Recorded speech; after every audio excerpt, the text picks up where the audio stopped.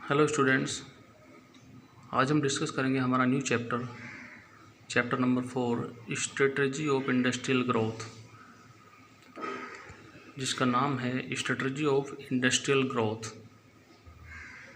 Means औद्योगिक विकास की नीति, किस तरीके से जो है इंडस्ट्रीज़, हमारे जो उद्योग धंधे हैं उनकी ग्रोथ हुई, इसकी स्ट्रेटजी के बारे में हम इस चैप्टर में डिस्कस करेंगे।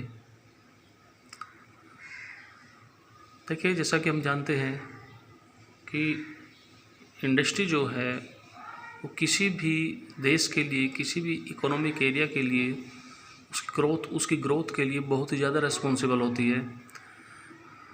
अगर आपको देखना है कि कोई देश तरक्की कर रहा है या जो भी देश डेवलप्ड कंट्रीज़ हैं, अगर आप देखेंगे कि उनकी जो इतनी तरक्की हुई है, जो इतनी ग्रोथ उन्होंने की है, तो उसके पीछे जो सबसे मेजर रोल रहा है वो कहीं ना कहीं इंडस्ट्री सेक्टर का ही रहा है, जो कि सेकेंडरी सेक्टर है।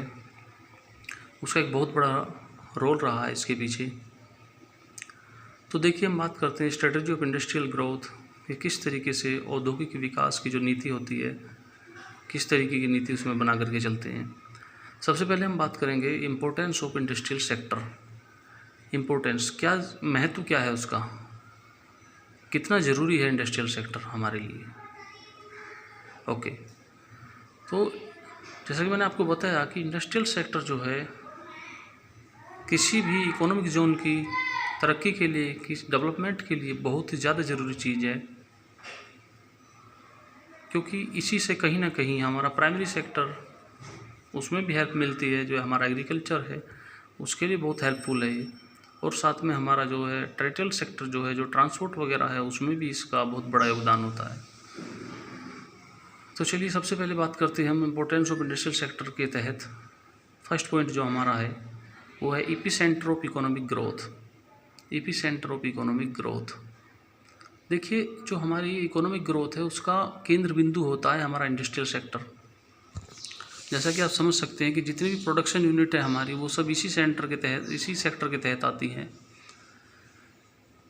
और देश में जितना भी प्रोडक्शन होगा, जितनी भी मशीनें बनेंगी, जितनी भी इक्विपमेंट बनेंगे, जो भी हमारा एक्सपोर्ट के लिए जो भी फाइनल प्रोडक्ट बनेगा, वो सब किसके द्वारा बनता है? इंडस्ट्रियल सेक्टर के द्वारा बनता है।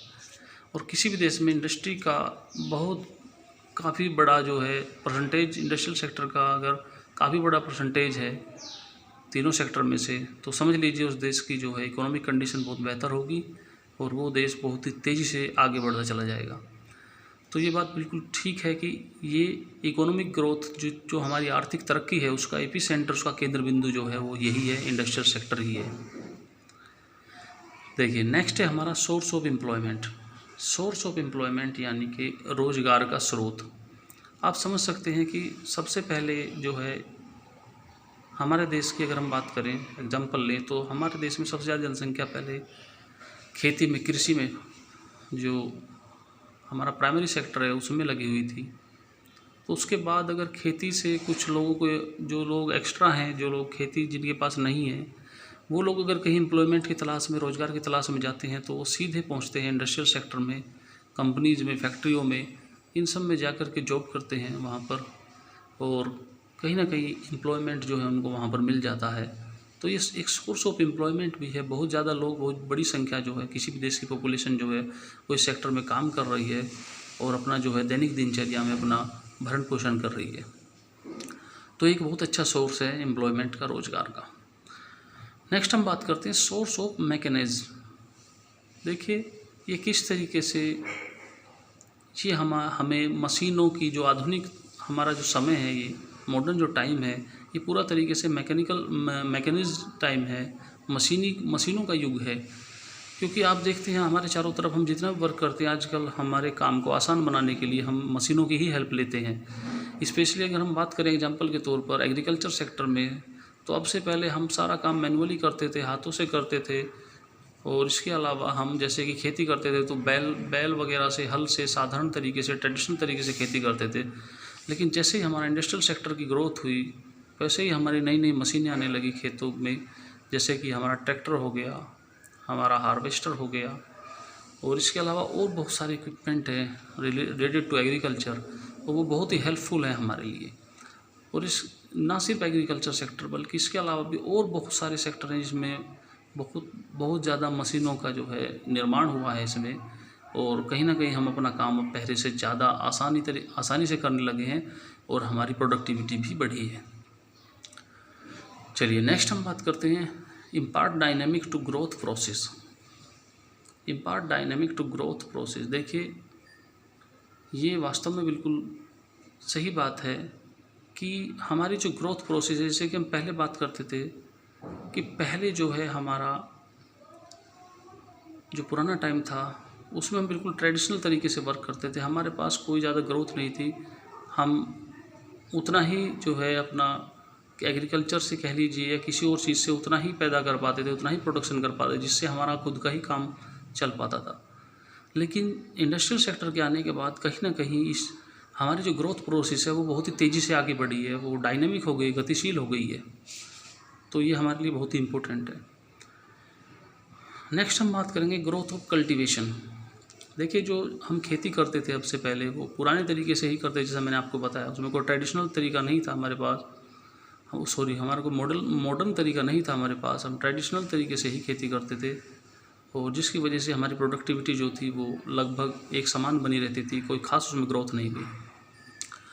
तो ग्रोथ ऑफ कल्टीवेशन यानी अब हम लोग जो है ना सिर्फ खेती में बल्कि इसके अलावा अलग अलग सेक्टर्स में भी हमें काफ़ी इम्प्रूव किया, काफ़ी चीज़ें, जैसे कि आप एग्जांपल के तौर पर देख सकते हो कि पहले हमारे पास जो है ब्लैक एंड वाइट टीवी होते थे, उसके बाद हमारे पास कलर टीवी आए, उसके बाद फिर रिमोट कंट्रोल के आए, तो धीरे धीरे कहीं ना कहीं जो है हमारी जो है चेंजेज आते गए हमारी चीज़ों में, हमारी दिनचर्या में, और वो बहुत ही वो सब जो थे वो सारी देन थी इंडस्ट्रियल सेक्टर की।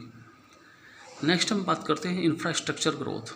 इंफ्रास्ट्रक्चर ग्रोथ वास्तव में किसी भी देश की तरक्की के पीछे वहाँ का इंफ्रास्ट्रक्चर मेन चीज़ होता है।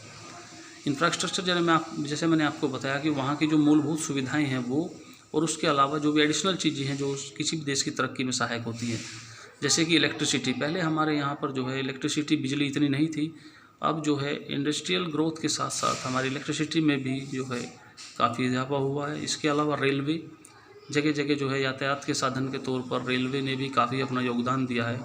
इसके अलावा मेट्रो ट्रेन्स हो गई, ट्रांसपोर्ट सिस्टम हो गया, और बाकी चीज़ें हो गई जैसे कि हॉस्पिटल्स हो गए, स्कूल्स हो गए, और कई सारी सुविधाएं हैं हमारी, बैंकिंग हो गया, ये सब हमारा किसकी देन है? ये सब हमारा इंडस्ट्रियल ग्रोथ की ही देन है, इंडस्ट्रियल सेक्टर की ही देन है, जिसकी वजह से हमारा इंफ्रास्ट्रक्चर ग्रोथ हुआ।